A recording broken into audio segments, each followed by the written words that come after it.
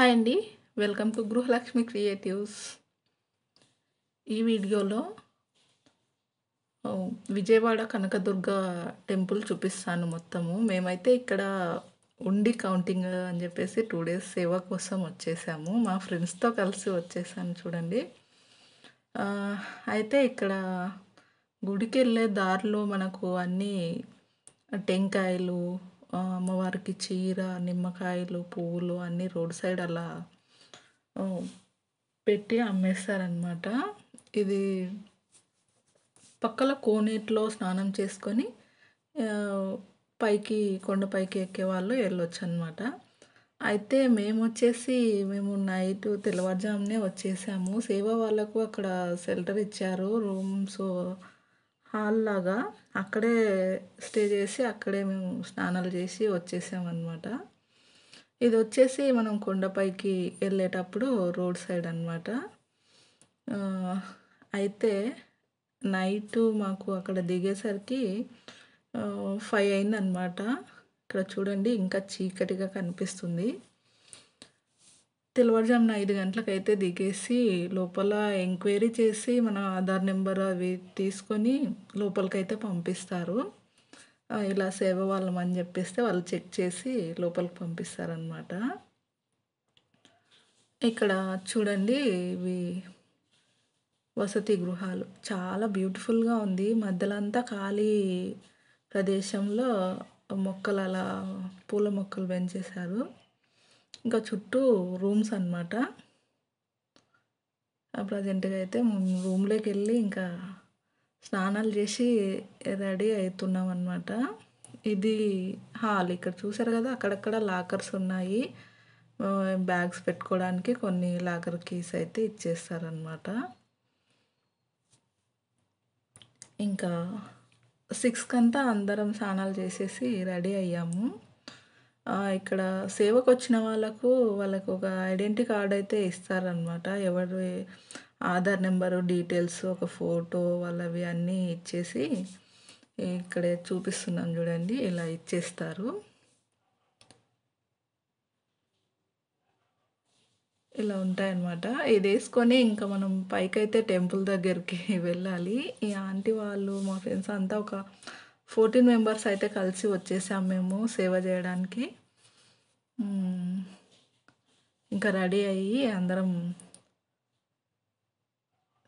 బయటికెళ్ళేటప్పుడు ఇక్కడ రూమ్స్ దగ్గర గణపతి ఉన్నాడు. అక్కడ మొదట గణపతికి దండం పెట్టుకొని మధ్యలో కనకదుర్గ అమ్మవారి విగ్రహం అయితే పెట్టారు. ఫస్ట్ అయితే అక్కడ దర్శనం చేసుకున్నాము. ఇక్కడ రూమ్స్ దగ్గరనే అమ్మవారు విగ్రహం ఉంటుంది. చాలా బాగుంటుంది. పొద్దున్నే ఇంక దర్శనం చేసుకొని బయలుదేరామన్నమాట. ఇక్కడ సెల్ఫీలు దిగడానికి కూడా చాలా బ్యూటిఫుల్ వ్యూ అనమాట. చాలా బాగుంది. చుట్టూ చూపిస్తున్నా చూడండి ఎంత బాగుంది. ఇంకా అమ్మవారికి అయితే దండం పెట్టుకొని బయటికి వచ్చేసాము. ఇక్కడ చూడండి ఇది దేవుడి రథం బస్సు. చాలా బ్యూటిఫుల్‌గా ఉంది కదా! ఇంకా ఇక్కడి నుంచి అయితే మనకు తీసుకెళ్ళడానికి బస్ ఏం రాలేదు.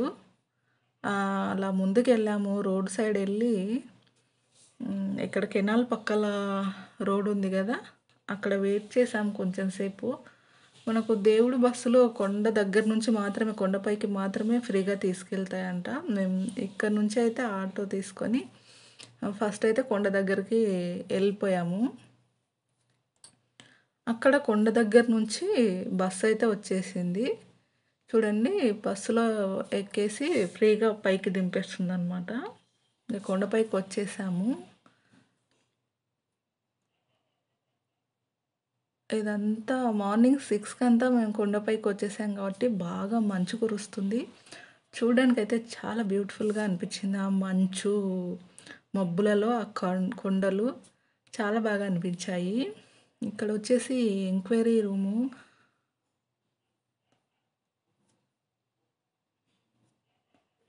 ఇంకా ఈ సైడ్‌కి అన్నీ అవే ఉంటాయన్నమాట. ఎంక్వైరీ రూమ్స్, చెప్పులు పెట్టుకోవడానికి. తర్వాత ఇక్కడ పొంగలి వండుకోవడానికి ఎవరైనా మొక్కుబడులు ఉంటాయి కదా, పొంగల్ వెండి నైవేద్యం పెట్టడానికి అక్కడ ఒక రూమ్ ఉందన్నమాట. అందులో స్టవ్స్ అవి ఇలా దేవుడికి అలా పెట్టి నైవేద్యం పెట్టడానికి అనుకుంటా. ఇంకా ఇలా స్ట్రైట్గా వెళ్తే మనకు టెంపుల్ వచ్చేస్తుంది. ఇక్కడ దూరం నుంచి కనిపిస్తుంది చూడండి, ఆ మంచులో గోపురము, అది కనకదుర్గ అమ్మవారి టెంపుల్.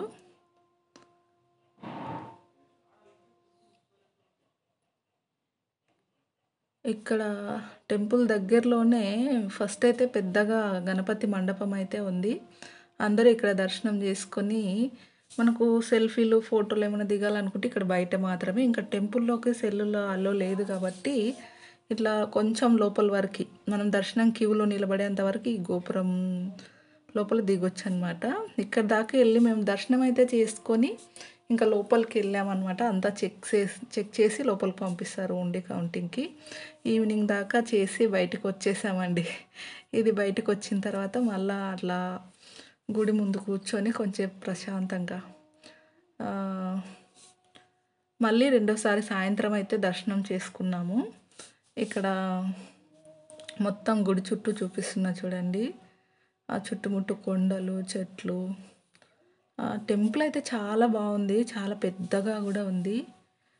లోపల అమ్మవారు కూడా చాలా బాగుంది. ఇలా సేవకు వచ్చిన వాళ్ళకి రాములవారి అక్షింతలు, అలాగే అమ్మవారి ప్రసాదం ఒక లడ్డు పులిహోర ప్యాకెట్ ఇచ్చారన్నమాట.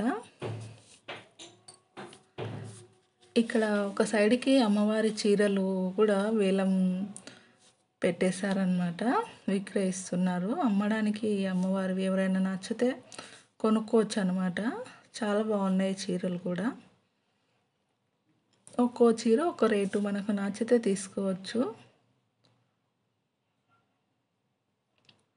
తర్వాత ఇంకా మేము మార్నింగ్ అయితే పైన కొండపైన దర్శనం చేసుకోలేదు స్వామివారిని. అమ్మవారిని ఒకటి దర్శనం చేసుకొని అట్లా కౌంటింగ్కి పంపించేశారు. ఇప్పుడు అమ్మవారి దర్శనం చేసుకొని ఇలా బయటకు వచ్చేసాము. గుడి ముందర అనమాట ఇది. లోపల నుంచి బయటకు వచ్చేస్తే ఇక్కడ బయట దుర్గాదేవి విగ్రహం పెట్టి ఉంటారు. ఇక్కడ అయితే చాలామంది సెల్ఫీలు దిగడానికి అయితే చాలా బాగుంది. చూస్తున్నారు కదా, ఇక్కడ మేము మొక్కుతూ సెల్ఫీ దిగుతుంది. ఇలా సైడ్కి వచ్చేస్తే మనకు ఈ కొండ పక్కల పైకి స్వామివారి దర్శనానికి దారి ఉంటుంది. శ్రీ మల్లేశ్వర స్వామివారు.